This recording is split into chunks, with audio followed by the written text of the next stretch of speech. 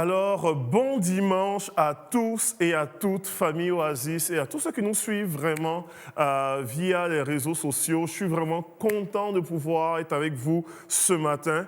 Et prenez le temps un instant de regarder autour de vous. C'est probablement peut-être vous êtes seul aujourd'hui ou peut-être vous êtes avec votre famille dans ce moment de célébration à Dieu. Et dis, je suis content de pouvoir célébrer Dieu avec toi. Donc, je vais vous inviter à pouvoir prendre votre liberté ce matin. Les bontés de l'Éternel ne sont pas à leur terme. Ses compassions ne sont pas épuisées.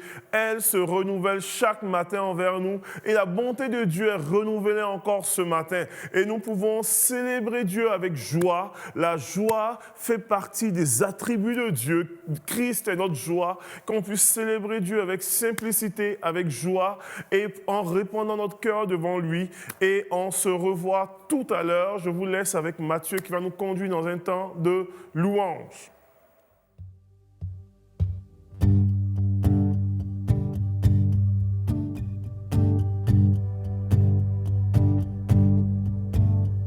Que le roi des rois fasse son entrée avec puissance et gloire. Que le roi des rois fasse son entrée. Que le roi des rois fasse son entrée avec puissance et gloire. Que le roi des rois fasse son entrée. Que le roi des rois fasse son entrée avec puissance et gloire. Que le roi des rois fasse son entrée. Que le roi des rois fasse son entrée avec puissance et gloire. Que le roi des rois fasse son entrée. Encore. Que le roi des rois fasse son entrée avec puissance et gloire. Que le roi des rois fasse son entrée. Que le roi des rois fasse son entrée avec puissance et gloire. Que le roi des rois fasse son entrée. Encore que le roi des rois fasse son entrée avec puissance et gloire. Que le roi des rois fasse son entrée. Oh, que le roi des rois fasse son entrée avec puissance et gloire. Que le roi des rois fasse son entrée. Oh, souffle sur nous, souffle sur nous, souffle sur nous ton vent de gloire. Souffle sur nous, oui, souffle sur nous, souffle sur nous ton vent de gloire. Souffle sur nous, souffle sur nous, souffle sur nous ton vent de gloire. Souffle sur nous, oui, souffle sur nous, souffle sur nous ton vent de gloire. Fasse son entrée avec puissance et gloire. Que le roi des rois fasse son entrée. Que le roi des rois fasse son entrée avec puissance et gloire. Que le roi des rois fasse son entrée dans nos foyers. Que le roi des rois fasse son entrée avec puissance et gloire. Que le roi des rois fasse son entrée. Oui, viens, oui, viens. Que le roi des rois fasse son entrée avec puissance et gloire. Que le roi des rois fasse son entrée. Encore. Que le roi des rois fasse son entrée avec puissance et gloire. Que le roi des rois fasse son entrée. Que le roi des rois fasse son entrée avec puissance et gloire. Que le roi des rois fasse son entrée. Oh oui, souffle sur nous, souffle sur nous, souffle sur nous ton vent de gloire. Souffle sur nous, souffle sur nous, souffle sur nous ton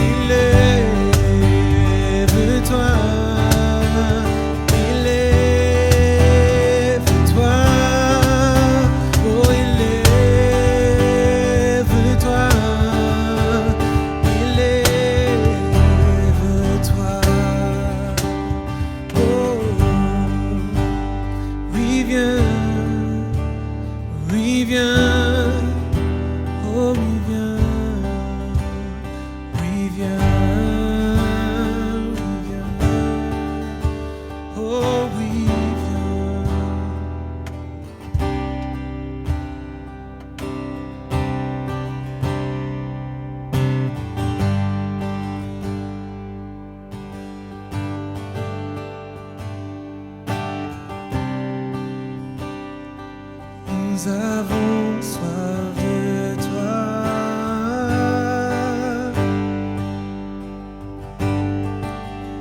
Alors viens nous rafraîchir.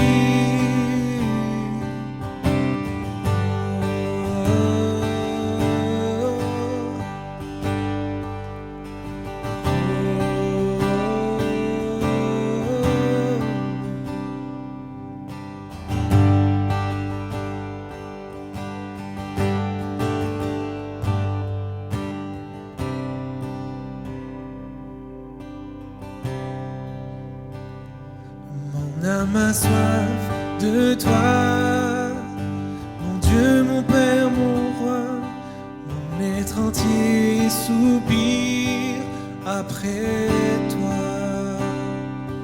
Car de ton cœur de Père, la source qui désaltère, rafraîchit mon âme de toi. Mon âme a soif de toi, mon Dieu, mon Père, mon roi, mon être entier soupire après toi.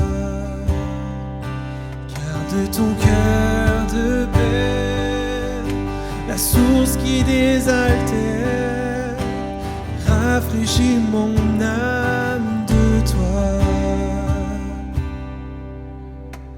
Viens inonder mon cœur, viens inonder mon âme, viens inonder mon être entier. Viens inonder mon cœur, viens inonder mon âme, viens inonder mon être entier.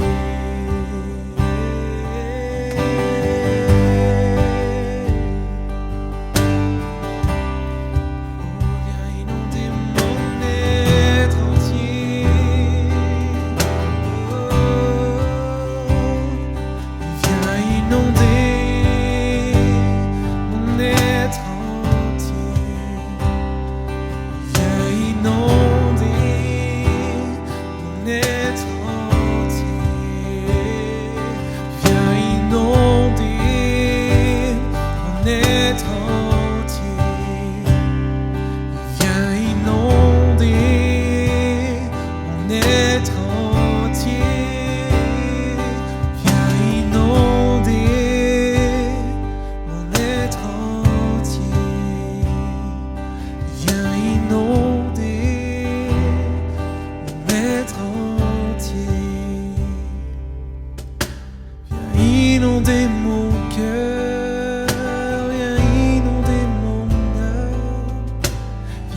inonder mon être entier. Viens inonder mon cœur, viens inonder mon âme, viens inonder mon être entier. Oh, oh, oh.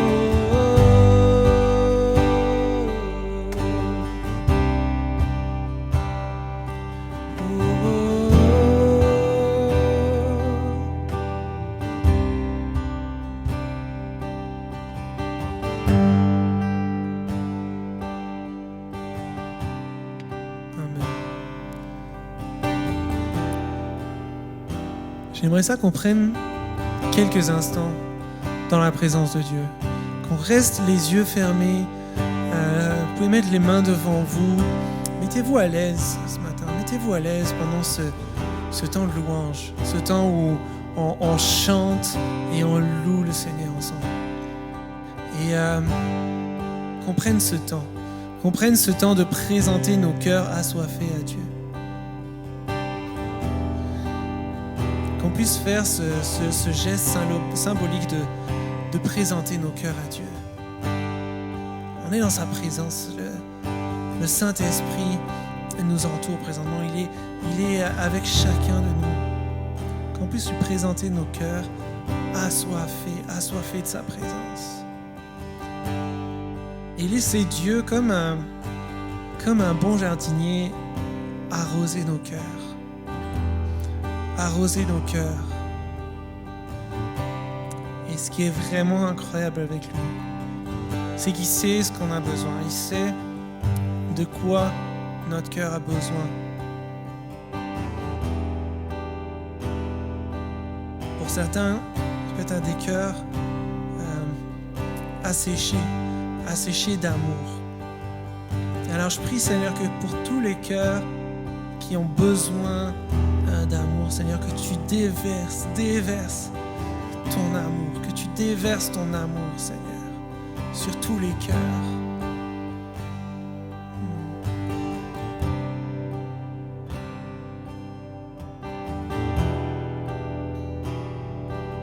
Alors, pendant que la musique va continuer, je vous invite vraiment à prendre ces quelques minutes avec Dieu. Ouvrez votre bouche puis dites-lui, Seigneur, voici mon cœur assoiffé. Je te le présente. Voici ce dont j'ai besoin. Alors viens remplir mon cœur, Seigneur. Viens remplir. Viens arroser, Seigneur. Et prenez ce temps pour l'écouter, pour recevoir également. Yes.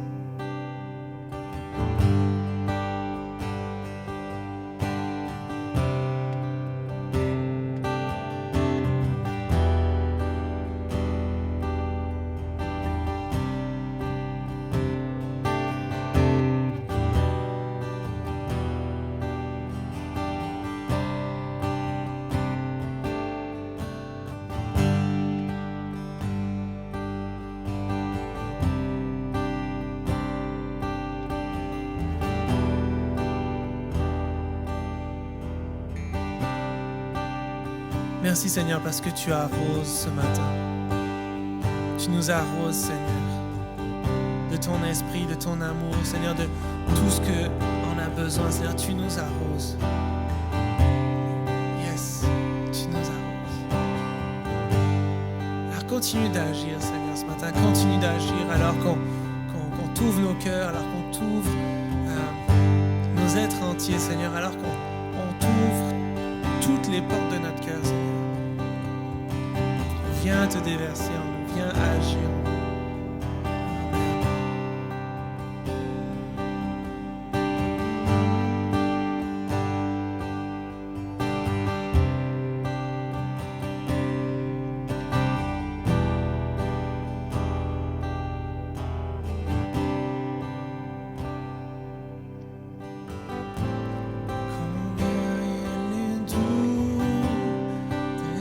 Près de toi,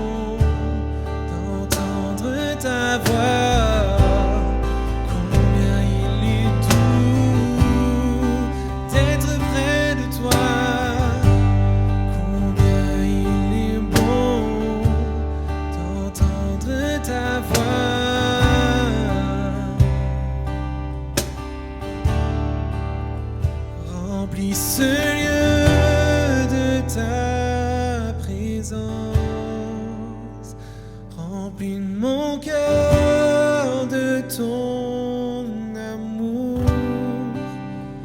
Remplis ma vie de ta splendeur. Je veux voir ta face. Je veux voir ta face.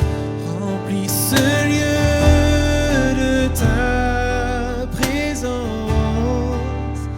Remplis mon cœur de ton amour. Remplis ma vie de ta splendeur. Je veux voir ta face. Je veux voir ta face.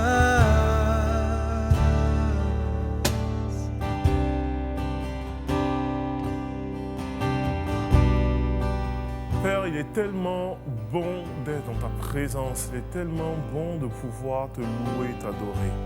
Il est tellement bon de pouvoir chercher ta face. Nous voulons voir ta face, nous voulons t'adorer, ô Dieu. Et nous voulons déclarer, c'est comme ce chant le dit, il est doux d'être auprès de toi. Nous voulons être comme Marie qui est au pied de Jésus. Et nous voulons être un peuple qui se met au pied de notre Père, qui se met à tes pieds pour t'adorer, pour te glorifier et pour te lever. Alors qu'on termine ce temps-là, qu'on puisse simplement, encore une dernière fois, simplement adorer, le glorifier. Simplement lui dire qu'il est bon d'être avec lui. Il est bon, il est doux, il est agréable d'être dans sa présence. Nous sommes des amoureux de la présence de Dieu, des amoureux de ta présence, oh Dieu. Alléluia. Alléluia.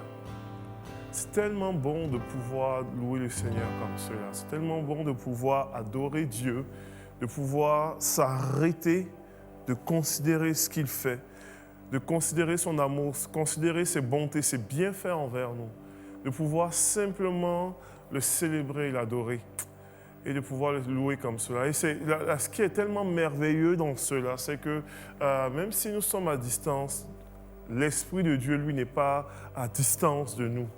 Il est là avec nous. Il nous touche, il nous rencontre, il nous parle, il nous visite.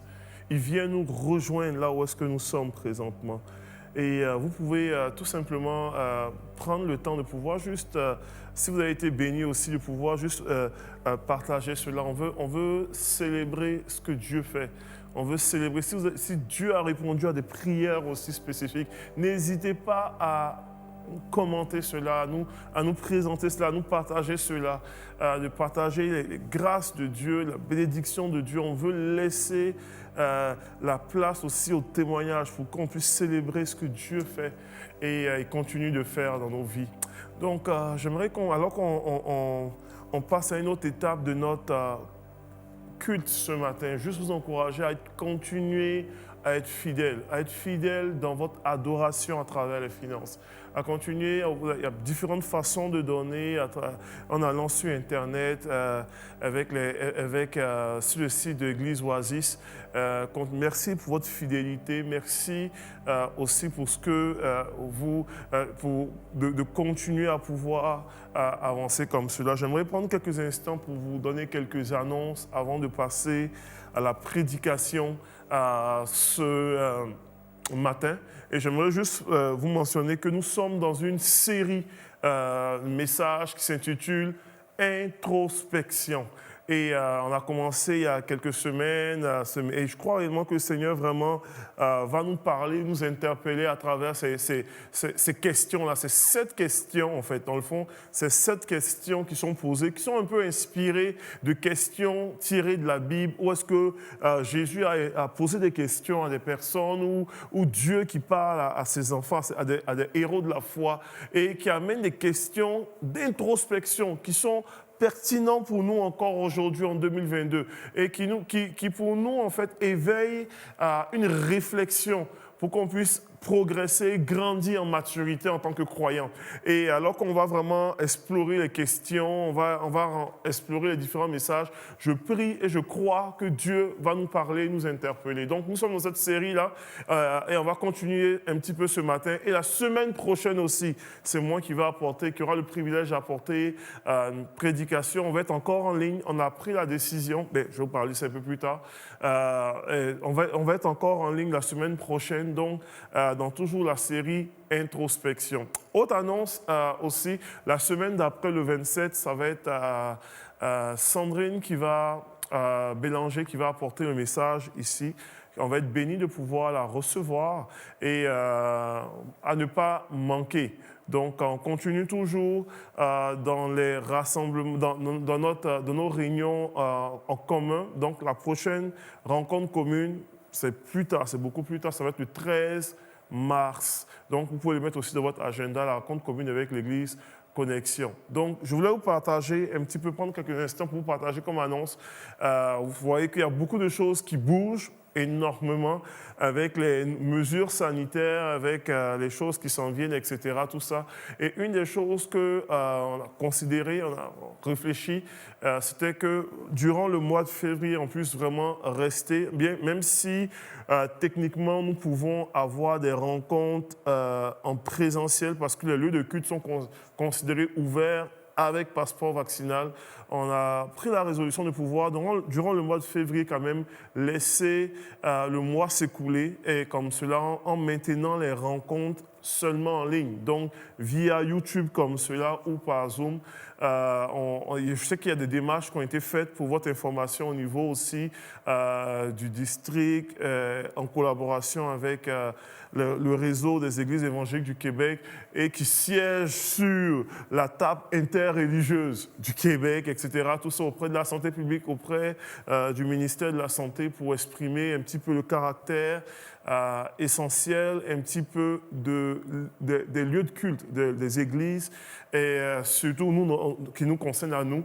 Et pour amener un petit peu, j'ai pris connaissance un petit peu de la lettre qui avait été envoyée, qui exprime un petit peu le fait que dans l'ADN même de l'Église, dans l'ADN même d'un lieu de culte, il est tellement essentiel de pouvoir être prêt à accueillir des personnes indépendamment s'ils ne sont pas vaccinés en tant que tels. Donc, pour nous, on veut vraiment s'associer avec ça, avec cette démarche-là, et on veut vraiment croire que les choses aussi vont progresser, changer dans les prochaines semaines à venir. Donc, on a décidé de pouvoir quand même garder le mois de février comme cela en étant en ligne, et puis on évaluera les choses au mois de mars. Donc c'est un petit peu ça présentement, pour vous tenir un petit peu au courant des démarches et des choses en cours. Donc c'est un petit peu ça qui est en cours. Autre chose importante aussi, continuer à prier pour le processus d'association. On est toujours en prière, on a reçu des sondages, on a pris connaissance. Merci pour ceux qui ont complété les sondages. Ceux qui n'ont pas encore complété, faites le don, s'il vous plaît. On veut vraiment avoir le pouls de l'Assemblée. Et on est toujours dans le processus, on est toujours en prière. Et des questions sont posées aussi à travers ça. On est en confiance jusque-là. Mais on veut vraiment être à l'écoute du Saint-Esprit du début jusqu'à la fin. Et on veut être sensible à ce que Dieu dit et fait à travers tout ça. Donc, merci de prier pour nous, de prier pour le comité, pour toutes les personnes qui sont impliquées, décisionnaires qui sont impliquées là-dedans. Je crois que Dieu est en avant de la parade et on veut vraiment être sensible à ce que Dieu fait. Donc, que le Seigneur vous bénisse et nous allons passer à la prédication. Alors, nous rentrons dans notre message aujourd'hui. Je suis vraiment content de pouvoir m'adresser à vous. On a commencé une série de messages intitulée « Introspection » il y a quelques semaines. Et on avait eu la première partie du message qui était « Qui es-tu ?» que vous pouvez écouter. Et on continue toujours dans les différentes questions. Il y a 7 questions tirées de la Bible, comme je vous ai mentionné. Qui es-tu? Vraiment, que cherches-tu? Où en es-tu? La 3e question. La 4e question. question, qu'as-tu dans la main? Avec qui marches-tu? La 5e question, où est ta foi dans l'adversité? Et la 6e question, et la 7e question, comment te renouvelles-tu? Les 7 questions qu'on va explorer à travers les prochaines semaines. Et aujourd'hui, on rentre dans cette 2e question qui est un peu tirée dans les Écritures, dans l'évangile de Jean, chapitre 1, verset 35. Si vous avez votre Bible avec vous, on peut regarder ensemble, on va lire en fait la portion du récit à partir du verset 35, il est écrit comme ceci. La Bible déclare ceci en disant, le lendemain, Jean était encore là avec 2 de ses disciples. Il vit passer Jésus et dit, voici l'agneau de Dieu. Les 2 disciples l'entendirent prononcer ces paroles et suivirent Jésus. Jésus se retourna et voyant qu'ils le suivaient, il leur dit, que cherchez-vous? Que cherchez-vous? Il lui répondit, Rabbi, ce qui signifie maître, où habites-tu? C'est un beau récit, mais j'aimerais m'attarder vraiment sur la question principalement de Jésus, en disant, que cherchez-vous alors que les gens le suivaient exactement? C'est quoi votre aspiration? Et j'aime vraiment cette question-là. La Bible, normalement, parle de 2 disciples, qui étaient les disciples de Jean-Baptiste, et qui ont commencé à suivre Jésus. Et c'est bien de suivre Jésus, on veut tous suivre Jésus. Mais à un moment donné, Jésus voit qui les suit, et Jésus va leur poser une question. Et c'est la question que je crois encore en 2022, le Seigneur nous pose à nous. Que cherches-tu vraiment? Que cherches-tu alors que tu me suis, alors que tu prétends me suivre, alors que tu marches avec moi? Que cherches-tu? Et c'est une occasion de pouvoir avoir une belle occasion de pouvoir avoir des moments d'arrêt comme celui-ci en tant que tel. Le Seigneur nous appelle, vous savez, c'est tellement sain de vivre des moments d'introspection. La Bible est remplie de passages où est-ce que des gens ont eu à s'arrêter et à vivre des introspections. Et c'est une belle occasion de pouvoir vivre une introspection présentement avec cette question-là. Que cherches-tu? Vous savez, l'expression chercher dans les Écritures apparaît, et puis dans le Nouveau Testament, hein, le mot grec, là, le zétéo, apparaît à peu près 115 fois dans les Écritures, dans le Nouveau Testament principalement, rattaché à vraiment... Et ça veut dire ce que ça veut dire, l'idée de chercher. L'idée de chercher implique 3 choses, 3 aspects que j'aimerais juste explorer avec vous ce matin. Et puis, j'aimerais qu'on puisse vraiment vivre un moment d'introspection comme cela. Pas pour me raconter quelque chose, mais vous-même de façon personnelle à vous. Lorsqu'on parle de chercher implique 3 gros éléments. Premièrement, tu cherches quelque chose parce que tu aspires. Donc, il y a une aspiration profonde normalement qui te pousse à chercher. Deuxième chose, il y a un abandon. Et il y a une action dans le fait de chercher. Quand on regarde d'un point de vue étymologique, là, chercher ou rechercher, c'est vraiment un verbe d'action, un verbe qui te met en mouvement. C'est le fait de pouvoir mettre de l'effort pour trouver quelqu'un ou quelque chose. Donc, il y a vraiment un effort qui est mis, il y a vraiment une action qui est mise, on va pouvoir explorer cela. Donc, quand on regarde au niveau des points en question, l'idée de pouvoir aspirer, que cherchez-vous? On voit dans les Écritures normalement nous enseignent à pouvoir aspirer, à pouvoir avoir des aspirations profondes, à pouvoir rechercher. En fait, Jésus même dit dans les Écritures, dans Matthieu chapitre 7, verset 7, il dit « Cherchez et vous trouverez ». Donc, il y a un aspect où est-ce que nous avons besoin de chercher. Dans 2 Chroniques 7, verset 14, il dit « Sur le peuple sur qui est invoqué mon nom, s'humilie, prie et cherche ma face. » Et une aspiration. Aspire à moi. Si se détourne de ses mauvaises voies, j'éloignerai je guérirai son pays, j'éloignerai le péché, etc. Tout ça. Donc, il y a cet aspect-là dans la notion de chercher qui comporte vraiment une aspiration profonde. En fait, là, si on veut vraiment vivre un moment d'introspection, on a besoin de se questionner sur qu'est-ce que nous aspirons profondément. Réellement. Qu'est-ce que nous aspirons réellement? L'idée même de l'aspiration, souvent, je me suis moi-même personnellement posé cette question-là, des fois dans ma propre vie, instinctivement, je connais des réponses politiquement correctes. Écoute, je suis pasteur, je suis chrétien. Si on dit quelle est ta plus profonde aspiration, il faut que je dise, mais c'est la présence de Dieu, c'est Jésus, c'est la parole de Dieu, c'est ceci, c'est cela. Comprenez-vous un petit peu, lorsque tu fais un exercice d'introspection, tu n'es pas en train de répondre à une réponse politiquement correcte. Tu n'es pas en train de répondre à une réponse que les gens veulent entendre. Tu n'es pas en train de répondre à une réponse où est-ce que, qui va normalement plaire aux oreilles de ceux qui l'entendront. Tu es en train de pouvoir examiner ton propre cœur pour dire réellement, ultimement, c'est quoi mon aspiration réelle. Et David pouvait dire, il dit je désire une chose je demande à l'Éternel une chose que je désire ardemment, que j'aspire ardemment, que je recherche ardemment.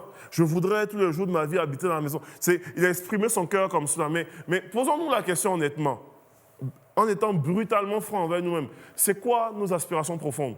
Il y a des gens qui vont si vous ne vous mentez pas à vous-même, il y a des gens qui vont pouvoir répondre pour dire, moi, mon aspiration profonde, c'est de pouvoir faire le plus vite de cash possible, être super riche ou de pouvoir être autonome financièrement, ou ne plus avoir à m'inquiéter par rapport à telle affaire, ou j'aimerais ça vraiment être capable de pouvoir trouver un homme dans ma vie, ou trouver une femme, ou me marier, ou même avoir un enfant. Ils vont exprimer leurs aspirations les plus profondes, ou j'aimerais ça normalement voyager, ou ils vont exprimer leurs aspirations les plus profondes, indépendamment si tu es chrétien ou pas, ou si tu vas exprimer ton aspiration. Et le Seigneur, normalement, ici, Jésus, en posant la question à ses disciples, il dit, « Hey, que cherchez-vous » Et c'est une question qu'on doit nous-mêmes, à un moment donné, s'arrêter pour se questionner. En fait, Jésus va aller plus loin, plus tard, dans Matthieu chapitre 3, verset 33, Matthieu chapitre 6, verset 33, il dit, « Cherchez premièrement le royaume des cieux et sa justice. Et toutes choses seront données par-dessus plus. » Donc, Jésus même donne une balise là en disant cherchez, recherchez, zétéo, c'est le même mot, hein, cherchez premièrement, avant toute chose. Maintenant, on va être honnête, même si Jésus l'a dit, honnêtement, ce n'est pas toujours qu'on recherche premièrement. Ça devrait être notre priorité. Mais ce n'est pas toujours. Et c'est là où est-ce que nous avons besoin de pouvoir vivre ces moments d'introspection-là. Où est-ce que la question de Jésus nous interpelle encore en 2022. Que cherches-tu réellement? Que cherches-tu dans ta vie? Et tu n'as pas besoin de me le dire, mais tu le sais au plus profond de toi. Et Jésus le sait. Et tu peux l'exprimer à Dieu. Que cherches-tu réellement? L'implication normalement du mot chercher, la notion du mot chercher implique une aspiration profonde, mais pas juste une aspiration profonde, elle implique aussi un abandon. Parce qu'en réalité, quand tu cherches profondément quelque chose, tu vas abandonner autre chose. Ou tu vas même presque négliger autre chose. Avez-vous déjà, je ne sais pas pour vous, avez-vous déjà été en recherche profonde de quelque chose que vous ne trouvez pas? Il y a quelques semaines de cela, je rentrais à la maison, je tombais par hasard sur une télé, je pense une télé-réalité, je pense que c'est Big Brother, je ne me souviens plus c'était quoi. Et il y avait normalement un des sketchs je ne sais pas, un des sketchs. Ça paraît tellement que j'aime la télé-réalité. Il y avait une des épreuves qui consistait à trouver dans un appartement, dans une pièce des indices. Et puis là, on voyait les participants là, commencer à chercher activement des enveloppes brunes, là. Il n'y avait pas de cash là, mais à chercher activement des affaires. Et ils sont mis à chercher là, mais à créer une espèce de désordre là, parce qu'il fallait trouver absolument. Ils s'en foutaient complètement du désordre en autant qu'ils trouvent leur espèce d'indice. Puis, quand je préparais le message, ça m'a fait juste penser à ça. Je dis, Mike, c'est vrai, quand tu cherches profondément quelque chose, je ne sais pas pour vous, mais quand tu cherches profondément quelque chose, exactement, tu as Même quand tu cherches un document, moi, ça m'arrive ça des fois, ou quand je cherche des affaires, tu vas tout tasser tes affaires, tu jettes tes habits, etc. Parce que ce que tu ne cherches pas ne t'intéresse pas. Après, finalement, tu vas dire, OK, j'ai tout dérangé ça, je vais tout ranger après. La réalité est que lorsque tu cherches profondément quelque chose, tu ne prêtes pas attention à autre chose. Tu as tendance à abandonner autre chose. Tu as tendance à pouvoir mettre de côté autre chose. Et ça, ça, dans la réflexion de chercher, ça doit être éveillé dans notre cœur. Qu'est-ce que nous avons abandonné pour chercher ce que nous cherchons aujourd'hui? Et c'est vraiment dans cet exercice d'introspection. Qu'est-ce que nous avons abandonné? Dans les Écritures, Jésus parle normalement d'une parabole. La parabole de cette femme-là, du drame perdu, en fait, d'une pièce perdue. Et Jésus parle dans Luc chapitre 15. Il dit normalement, il dit, quelle femme normalement qui avait 10 pièces et qui en a perdu une? Ne retourne pas sa maison, allume pas la lumière, elle balaie toute la maison, elle remue tous les meubles jusqu'à trouver la seule pièce perdue parce qu'elle cherche profondément. Et lorsqu'elle le retrouve, elle va normalement se retrouver ses amis et elles se réjouissent parce qu'elle a retrouvé la pièce perdue. Et il fait référence de comment est-ce qu'on met l'effort, on est prêt à abandonner, on est prêt à tasser, on est prêt à mettre sans dessous, des choses pour retrouver quelque chose. Et dans notre aspiration à chercher, ou à chercher le royaume de Dieu, ou à chercher Dieu, ou à chercher ce que tu veux chercher, il y a une notion des fois d'abandon qui est là. Donc, il y a une notion d'aspiration profonde, il y a une notion d'abandon, mais chercher ne peut pas t'amener normalement, n'est pas possible sans action. Donc, dans l'idée de que cherches-tu, pour moi, l'action devient essentielle. Comprenez-vous un petit peu? L'action est essentielle dans que cherches-tu. Tu passes à l'action quand tu cherches. Dans les Écritures, quand on parle de gens qui cherchent, ils se mettent à l'action. En fait, le verbe chercher est un verbe actif qui te met à l'action. Tu ne peux pas être assis sur tes lauriers, le pouf sur le divan, tes deux pieds sur le pouf du divan, relax. Tu dis, je cherche profondément. On dit, mais tu cherches quoi? Tu es assis, tu cherches quoi? Imaginez-vous un peu. Donc, il y a vraiment une espèce d'action. Donc, il y a une aspiration profonde. Il y a toute la notion d'abandon. Puis la Bible parle, j'ai parlé de cette femme-là qui avait la pièce perdue. Je peux parler aussi même du gars qui laisse ses 99 brebis pour aller chercher la seule brebis perdue. Je peux citer plusieurs paraboles comme cela. Ou est-ce qu'il y a une notion d'abandonner certaines choses pour chercher vraiment? Et puis, il y a une notion vraiment de l'action. Où est-ce qu'on passe à l'action? Et moi, ma prière, véritablement, alors que j'amène cette idée-là de « que cherches-tu ?» c'est d'amener une réflexion à chacun de nous. Et puis, je ne vous prêche pas juste à vous. Je crois réellement que je me prêche aussi à moi. Amener cette réflexion en disant « que cherches-tu réellement dans ta vie ?» C'est qu'est-ce que tu veux réellement dans ta vie? Qu'est-ce que tu aspires? Souvent, on peut nommer avec notre bouche en disant « oh, on veut ça ». Mais nos actions ne témoignent pas la profondeur de notre recherche. Techniquement, ta recherche doit se traduire en action. Donc, si tu dis que tu cherches quelque chose, la prochaine question est « qu'est-ce que tu as fait jusqu'ici ?» Et je ne veux pas mettre de pression outre mesure. Mais je vais amener une introspection en disant, Seigneur, je prétends te chercher, mais mes actions, des fois, ne témoignent pas ce que je dis. Je prétends te placer en priorité number one dans ma vie, mais mes gestes, mes actions ne prétendent pas ma recherche en tant que telle. Quand tu dis chercher l'Éternel, mais est-ce que mes actions reflètent mon aspiration profonde? Et c'est vraiment ça l'idée de pouvoir, l'idée de pouvoir chercher. Donc quand Jésus pose la question, que cherchez-vous? Littéralement, il est en train de poser la question en touchant le cœur même de l'aspiration. Et la réponse des disciples est super là. Il dit, Maître, où habites-tu? On veut savoir ton intimité, on veut savoir exactement. Puis Jésus dit, venez, voyez. Mais c'est véritablement ça. Je vais vraiment terminer mon message avec cette pensée-là. Personnellement, je vais partager la réalité que c'est des questions que je pose en prison avec mes détenus.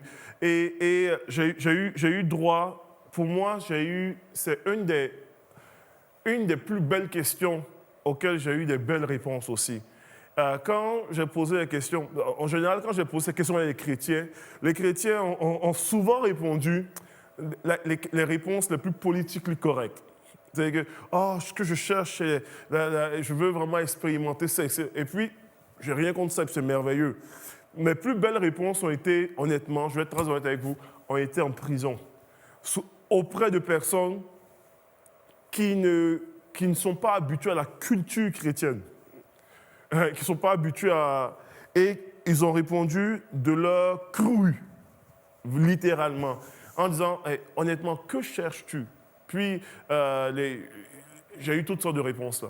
J'ai eu des réponses qui politiquement pas correctes. J'ai eu des réponses où est-ce qu'ils ont exprimé leur cœur, ils ont exprimé, trouvé le moyen de pouvoir faire de plus d'argent, etc. Mais au moins, j'avais accès à leur aspiration profonde. Et les gens qui ont été aussi crus pour dire, moi, j'ai aucune intention d'être réhabilité. Puis j'aimerais ça le plus possible, être capable de faire ça, etc. Mais j'ai pu avoir accès à leur aspiration profonde. Et pour moi, c'était un privilège. Pour moi, alors qu'on termine ce message-là, la notion n'est pas de pouvoir juste comme on a amené voir des chrétiens super authentiques et consorts, et voir des chrétiens qui vont juste dire les belles paroles.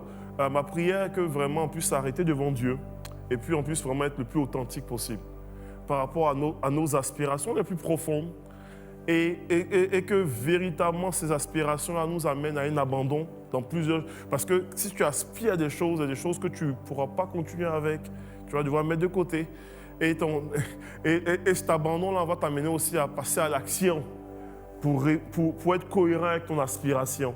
Et je crois réellement à cela. Et je veux vraiment juste terminer avec cette pensée-là. Je veux qu'on ait un temps de prière alors qu'on termine. Je ne veux pas être très long ce matin encore. Je veux vraiment mettre... dans les prochaines semaines, vous allez voir que mes messages sont très courts. Le but, c'est de pouvoir juste poser la question, amener la pensée par rapport à cela, et puis qu'on puisse vraiment réfléchir, prier, se mettre devant Dieu. Et alors que la musique est en train de jouer tranquillement, tout ça, qu'on puisse vraiment juste s'arrêter devant Dieu. Pas devant un homme, pas devant un pasteur ou quoi, mais te mettre devant Dieu en disant « Sonde mon cœur, Seigneur. Sonde au plus profond de mon cœur. Qu'est-ce que je recherche réellement? Qu'est-ce que je recherche dans ma vie? Qu'est-ce que je recherche pour ma famille? Qu'est-ce que je recherche dans mon travail? Qu'est-ce que je recherche pour mes proches? Qu'est-ce que je recherche littéralement pour mon futur? Où est-ce que je me vois dans les 5 prochaines années? Qu'est-ce que je suis en train de chercher présentement? Vers quoi je suis en train de courir présentement? C'est quoi les prochains objectifs de ma vie? Honnêtement, là, réellement, indépendamment des réponses politiquement correctes, c'est quoi mon cœur désire ardemment? Et alors que tu es sincère comme cela, alors que tu te tiens devant Dieu, qui connaît ton cœur, qui sonde tes reins, il est prêt à te rencontrer. Il y a des gens qui sont ici aujourd'hui, puis je le sens dans mon cœur comme ça, des gens qui sont ici, alors qu'ils entendent cet aspect-là du message, Dieu est en train de les interpeller présentement même. Alors, par rapport à des questions, il y a des questions qui montent dans leur cœur. Et je prie réellement au nom de Jésus que toute forme d'anxiété, que toute forme de panique soit chassée de leur vie au nom de Jésus. C'est des questions qui peuvent amener certains niveaux d'anxiété. On chasse cela, mais je prie réellement qu'au contraire, cela amène normalement une dimension de réflexion et que la paix de Dieu vienne vous rejoindre là présentement. Et alors que tu es là, alors que tu entends ce message, alors que tu te sens interpellé par Dieu, le Seigneur veut déposer des choses dans ton cœur. Il veut te parler, il veut te toucher, il veut t'interpeller, il veut te dire que peut-être tu cours, tu as tu as essayé de courir dans des zones où est-ce que tu ne devais pas courir, où est-ce que tu as essayé de combattre en battant l'air. Mais tu as besoin de pouvoir focaliser ta vie et rechercher la bonne part, de rechercher ce qui est réellement essentiel. J'aime le passage de Jésus qui dit « Cherchez premièrement le royaume de Dieu et sa justice. » Et le Seigneur t'interpelle ce matin. Le Seigneur t'interpelle ce matin. Une personne, je veux parler dans le cœur d'une personne présentement qui est dans un carrefour de sa vie, qui se questionne sur plusieurs aspects de sa vie, sur une tangente. Et le Seigneur veut t'interpeller ce matin à travers même ces questions d'introspection. Et il veut parler à ton cœur. Je veux juste te parler de cœur à cœur. N'attends pas qu'un homme de Dieu te vienne te donner une prophétie exactement quoi. Va dans le lieu secret. Trouve-toi dans le lieu secret. Le Seigneur veut te parler dans le secret de ta vie avec puissance. Il veut déposer quelque chose dans ton cœur. Donc, cherche dans l'Éternel. En tant que tel, cherche dans... Peut-être tu vas avoir une prophétie plus tard pour venir confirmer ce que tu auras reçu. Mais cherche premièrement ton Dieu et il va te parler. Je veux partager aussi à une autre personne qui est dans cette saison d'introspection-là et en pleine introspection dans plusieurs aspects de sa vie, qui est en introspection même, puis tu entends ce message et puis tu te questionnais déjà sur la qualité de ton mariage, de ton couple. Et le Seigneur veut t'interpeller à travers tout ça. Et je veux vraiment prier pour que véritablement le Seigneur te touche ton foyer, touche ta famille au nom de Jésus, que cela ne puisse point produire, que cela puisse apporter la vie au nom de Jésus.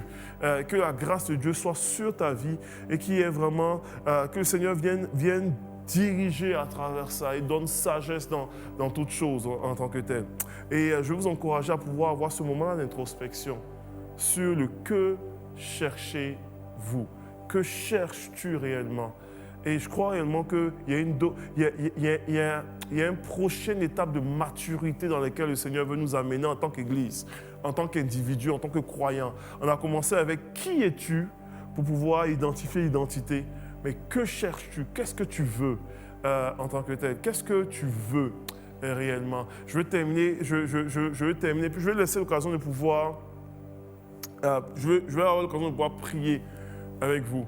Une des choses que je fais en prison, j'ai souvent fait, quand je pose la question à que cherches-tu, je pose la question au détenu en disant, imagine-toi que tu es assis à tes funérailles et il y a une panoplie de personnes à ces funérailles-là. Puis je dis, peux-tu identifier les gens que tu aimerais voir à tes funérailles, des fois? Donc je fais des exercices comme cela. Je ne vais pas vous traumatiser là, alors que nous sommes dans un moment de recueillement comme ça. Puis je dis, peux-tu nommer qu'est-ce que tu aimerais entendre comme témoignage de ce que, dans ta célébration de la vie, de ce que tu as été? Est-ce que tu as été un bon père, une bonne mère? Est-ce que tu as été normalement un bon mari, une bonne épouse? Est-ce que tu as été un bon employé, un bon entrepreneur? Est-ce que tu as servi? Qu'est-ce que tu aimerais que les gens disent de toi?